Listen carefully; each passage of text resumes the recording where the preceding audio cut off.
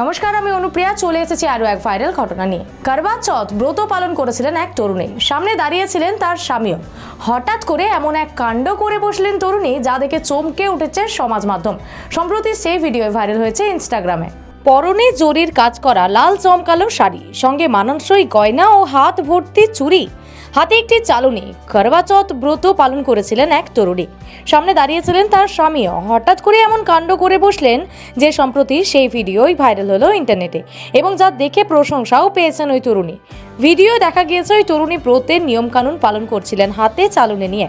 হঠাৎই সামনে দাঁড়িয়ে থাকা স্বামীর দিকে লাফ দিয়ে উড়ে গিয়ে এক পা দিয়ে দাঁড়িয়ে পড়ে। তরুণীর অন্য পা দিয়ে স্বামীর ঘাড় আঁকড়ে ধরে থাকেন।